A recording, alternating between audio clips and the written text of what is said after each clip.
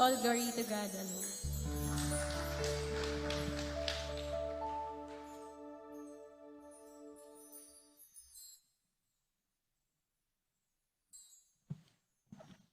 Muli po ay isang mapagpalang araw sa bawat isa sa atin. Marami pong salamat doon sa ating mga tagapagpaawit at ganoon din doon sa mensahe ng awitin nila. Katulad nung isang bahagi ron, every fear is wiped away in His presence. Dito pa pinapakilala po sa atin ang kahalagahan ng presensya ng ating Panginoon at ito ay nag-aalis ng maraming mga bagay, maraming mga saloobin na hindi maganda sa bawat mananampalataya. Sa ating pong mensaheng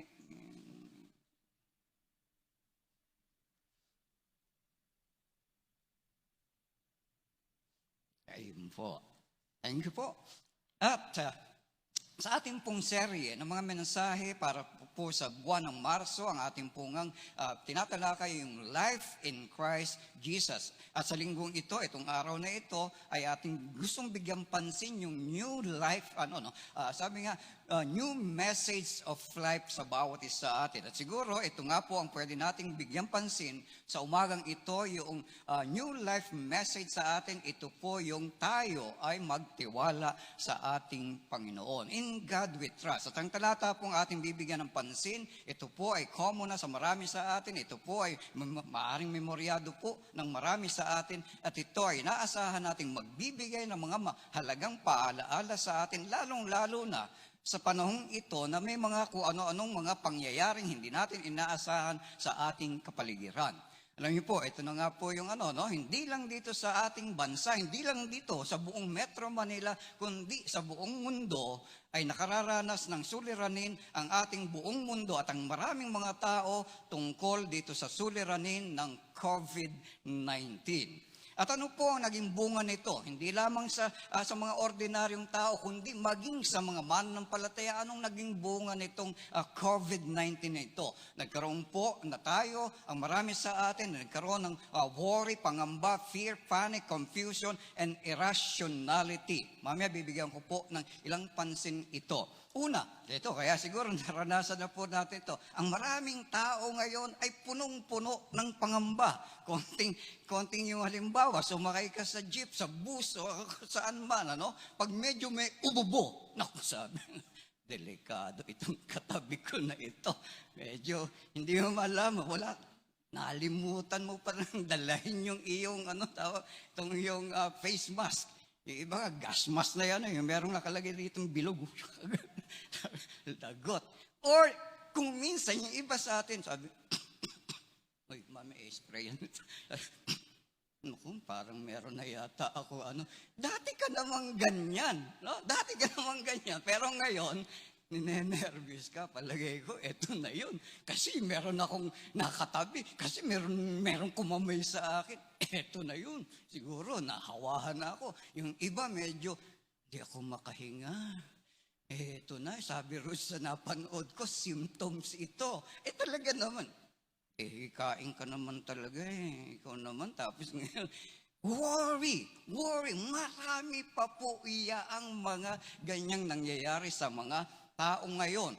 Bata, matanda, may ipinawala, malakas, mahina, sakitin, o healthy, nangangamba. At yung iba, mula ron sa pangamba, takot.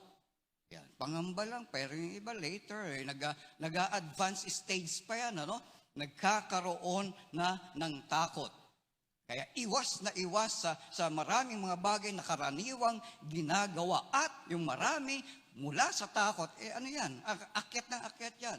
Worry, fear, panic. Mamaya bibigyan natin ng pansin itong panic na ito. At confusion. Confusion, hindi ito yung philosopher. Iba yung philosopher. Si Confucius yun. Ito confusion, litong-lito, sabi, letong-leto, helong-helo na ang maraming mga tao. Hindi alam kung saan pupunta. Sa ospital ba? Sa social media ba? Sa anumang ahensya ng gobyerno. And ito nga po yung tawagin ay irrationality. Kung minsan gumagawa tayo, kumikilos tayo ng mga kilos na kung minsan ay hindi na ayon sa tamang pag-iisip. Naalala ko, kaya ito, kailan lamang, may kakilala kaming ganyan, May kakilala kami. Yung anak niya, nag-aaral sa kung saang lugar. Stay in doon sa paaralan yun, Nung magkaroon ng balita, na patitigilin. Hindi pa may petsa yung tigil ng klase.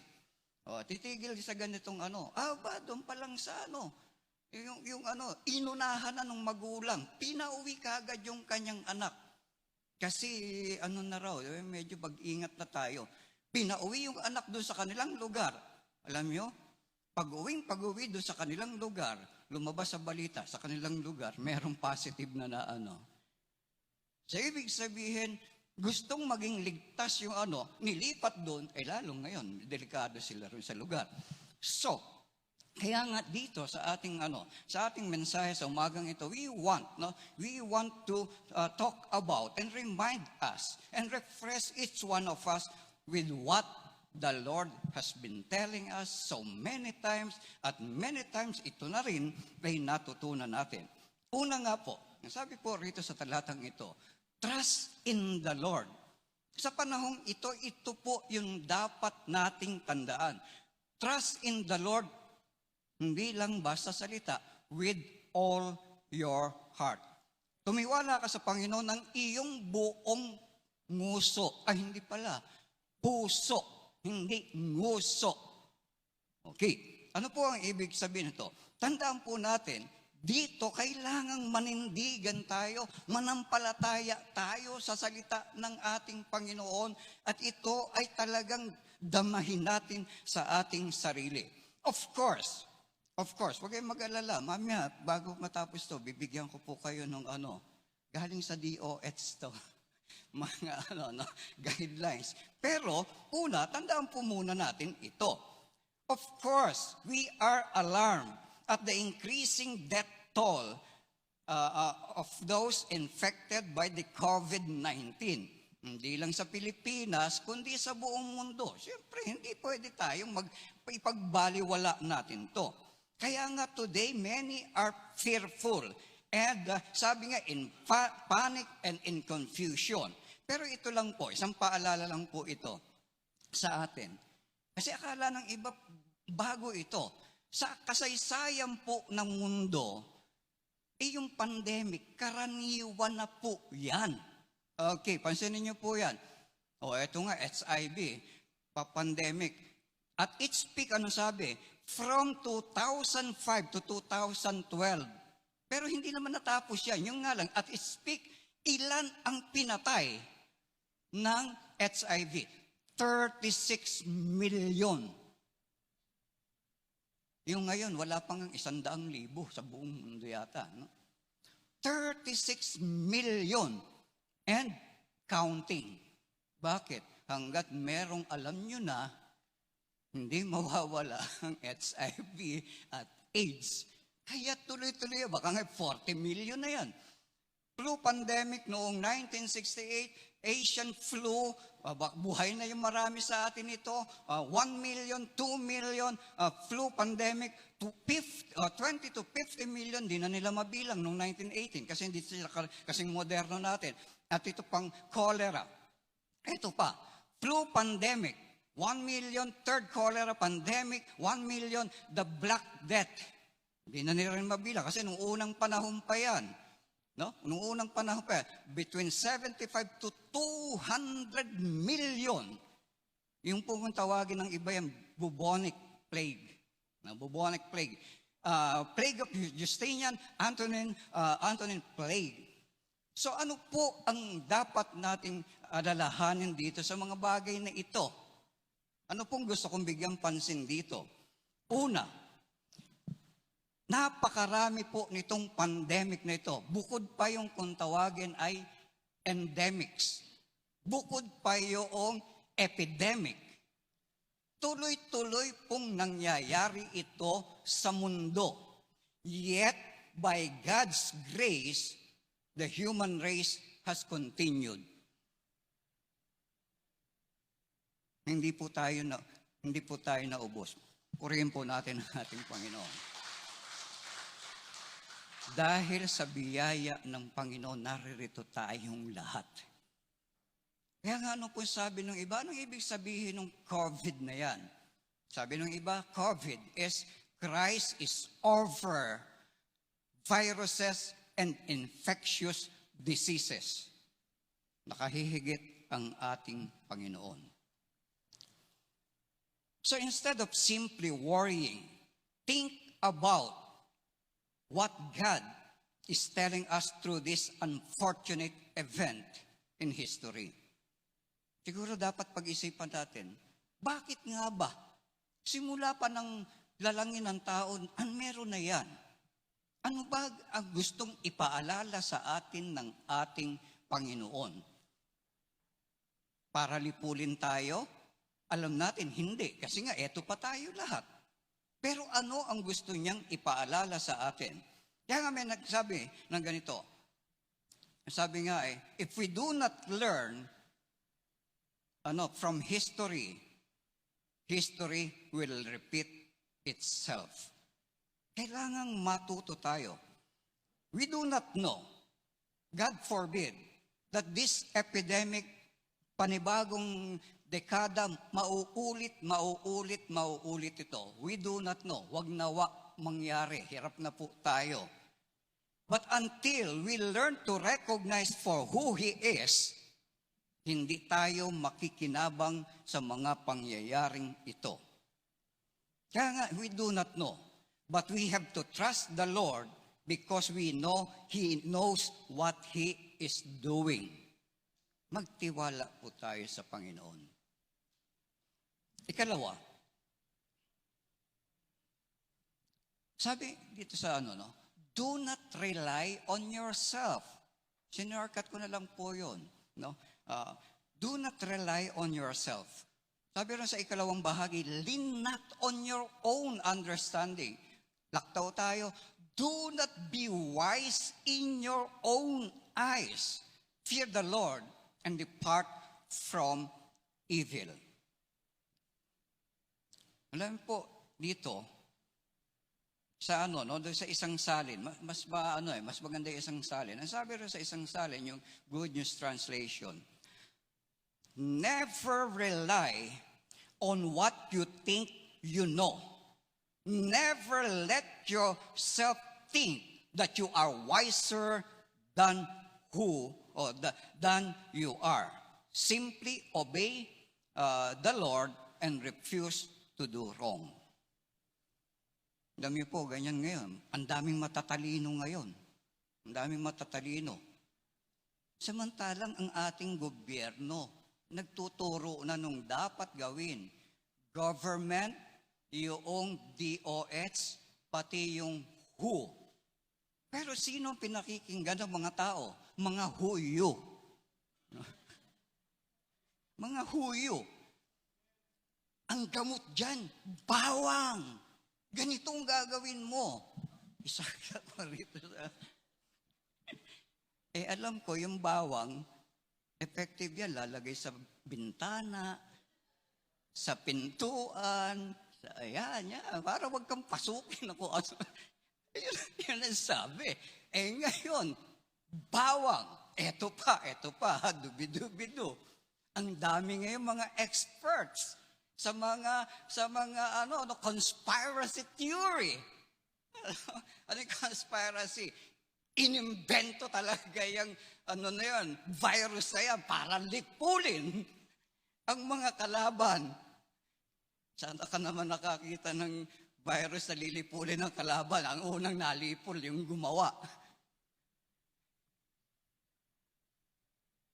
At yung gumawa ng virus, hindi muna sila nag-isip, ano ba yung natin dito?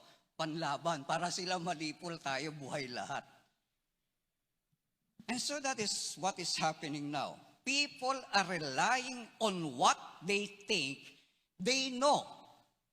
Kaya lahat ng paraan, lahat ng gamot, kung ano-anong gamot ngayon, natuklasan na raw yung ganitong vaccine, natuklasan kung ano-ano. Because we are trying to rely on ourselves and what we think we know. Pero we do not know. Pare-pareho tayong huyo. And yet, the World Health Organization is telling us what we can do. Yung iba, ayan, panic buying. Yung iba, ang nangyayari, yung iba nakakapag-panic buying. Yung iba, panic lang, walang buying. Yung iba naman, pangit buying. Bakit? Hindi na magandang nangyayari. Saan ka ba naman nakakita na isang tao bibili ng 3 dosenang alkohol? Ano kaya yan? Baka tutunggain na yung ano na yun. Because of what they think they know. Iniisip nila, eto, safe kami. Alam niyo po, yung mga yung mga kasama natin, itong mga bata-bata. Alam niyo po, dito sa Pilipinas, ilang beses ang nangyari yan eh. Yung mga kasabayan ko rito, matatandaan niyo yung before EDSA, kung tawagin EDSA Revolution, nagkaroon na rin ng fear yung mga tao rito sa Metro Manila. Nagkaubusan na rin ng mga supplies sa grocery. Meron mga Christian nga, pinukwento pa sa akin eh. Kami, nag-stock na kami ng sabon, ng toilet paper, ng Isip ko, pag nagka-revolusyon, ano kang gagawin itong mga ito? Maliligo ng maliligo, pinakita pa sa akin, stock ng sabon. Yung iba naman toilet paper. Ano kaya gagawin ito pag nag-revolusyon? Sila rin makikirevolusyon? People are like that. Kaya meron mga tandaan po natin ang sabi, baka nahahawa na rin yung iba sa atin. Pag yung mag-alala, di kami nahahawa, wala kaming buying. Lang kami, panic. Sabi, panic buying and hoarding is like going to battle and carrying all the weapons of war and leaving nothing for your fellow soldiers to fight and defend themselves with. It is simply trying to fight a battle you cannot win by yourself. Bihira, yung ibang tao naghahanap pa ng face mask. Pinakyaw mo na. Kung maglagay ka ng face mask, tatlong sapin. Yung iba, sila yung mas nangangailangan. Pinakyaw mo. Ngayon, lahat nasa iyo, yung iba wala. Pagkatapos sila yung na-impact ka rin. So it is simply trying to fight a battle you cannot win by yourself. And, alam po natin, sabi rin sa isang, talatang 6, in all your ways, acknowledge Him, and He shall direct your paths. Sa bagong salin, yung Good News Translation, ganito naman sabi, remember the Lord in everything you do, and He will show you the right way. Hindi yung mga sinasabi ng mga tao, hindi yung mga iniisip ng mga tao. Now is the time to put into practice all the great verses, all the great inspirational quotes that we have memorized. Patunayan na po natin ito. Pag walang nangyayari, ang galing natin. Sabi nga, if you have a big problem, yung quotation, pinopost pa nung iba if you have a big problem, don't worry. God is bigger and stronger than your problems. Eto na yun. Sometimes, kung hindi pa mangyari itong mga ganitong pangyayari, hindi natin maalala na, teka, totoo nga ba ako sa mga pinagsasasabi ko? Madalas nating banggitin, Thank you do sa ating mga worship leaders. Napakaganda ng mga no? At yung iba, memoryado yung mga kanta na yun. Na nagpapahayag, mga verses nagpapahayag ng mga katangian ng ating Panginoon. God is love. God is full of grace. O ito, madalas kong marinig ito. Pag yung iba sinabi gano'n, ay hindi, wala akong ano dyan. God is in control. Ba't ikaw ngayon, out of control ka na? Pangit buying ka na ngayon. Ito totoo, God is almighty. In response to God naman, marami sa atin ang memoryado. I can do all things through Him who gives me strength. Sa ibang salin, through Christ. I am crucified with Christ. For me to live is Christ, and to die is gain. Hindi, sabi ka, parang ano yata. Baka ako'y huwag na muna yung gain. Sabi nga, saka na muna yung gain, no? All the songs that we sing. Isa ko kumanta tayo with imo-imo pa talaga, ha? With patakluha pa. Lord, I hope for my life to you. Eto na yun. We sing a lot of song, but do we really believe in the lyrics and the messages of the song that we sing? Memoryado halos ng karamihan sa atin yung kantang, God will make a way. Prove that you believe in the message of that song. God will make a way where there seems to be no way. He works in ways we cannot see. He will make a way for me. He will be my guide. Hold me through to His side. With love and strength for its new day. He will make a way. He will make a way. Believe the message of the song. And remember, yung binanggit ko kanina, in history, ang daming pandemic, but God made a way. Remember, nung unang panahon, hindi pa nga moderno ang panahon nun. Pero bakit natigil yung mga yan? Hindi ganun ka-moderno ang siyensya, ang medisina. Pero bakit natigil? Millions are dying, pero natigil. Ngayon, napaka-moderno na natin. And yet, sometimes, we cannot trust in the Lord. No? Sabi nga, suddenly, all the songs, the messages of the songs that we sing has come to have no meaning at all into our lives. Of course, hindi ko po sinasabi na hindi tayo, ito na po yung sinasabi ko. Of course, we have to follow the real experts, hindi yung mga huyu.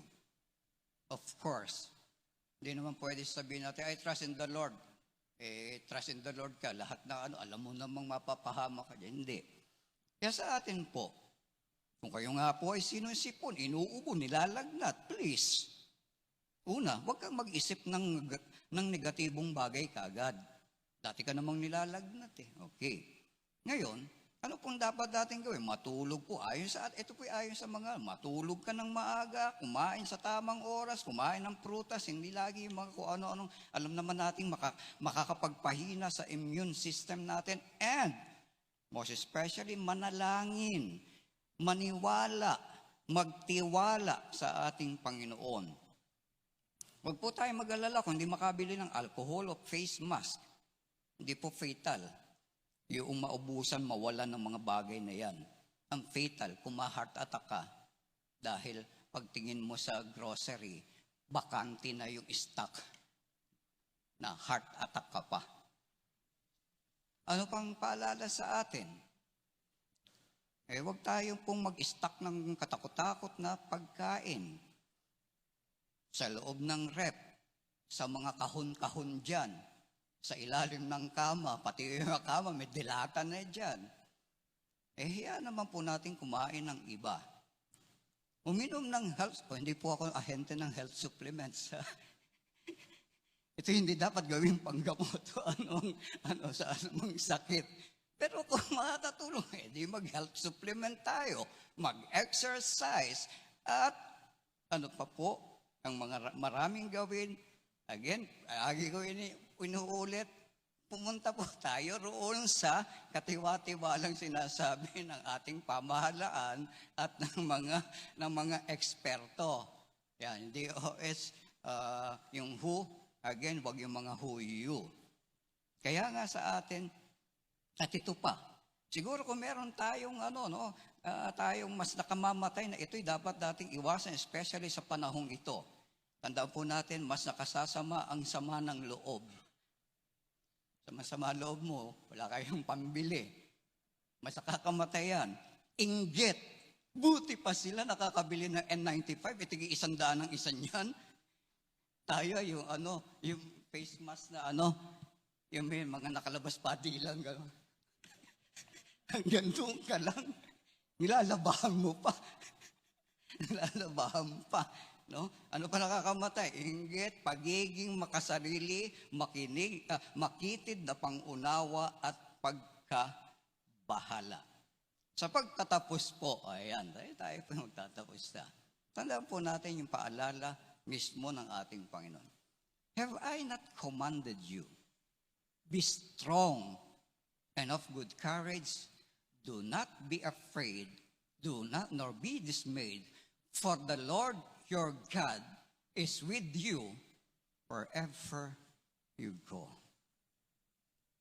Sa buong kasaysayan po ng tao, hindi tayo pinabayaan ng ating Panginoon.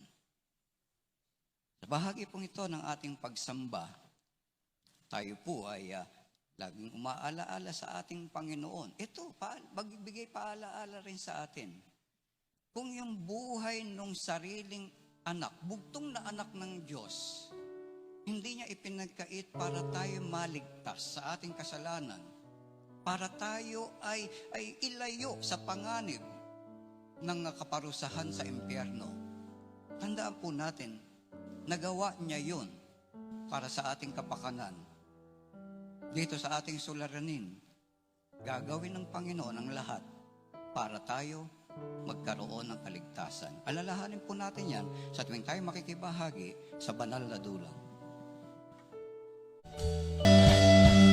Wonderful, beautiful, glorious, matchless in every way. Wonderful, beautiful, glorious, matchless in every way. Wonderful, beautiful, glorious, matchless in every way. Wonderful, beautiful, glorious, matchless in every way.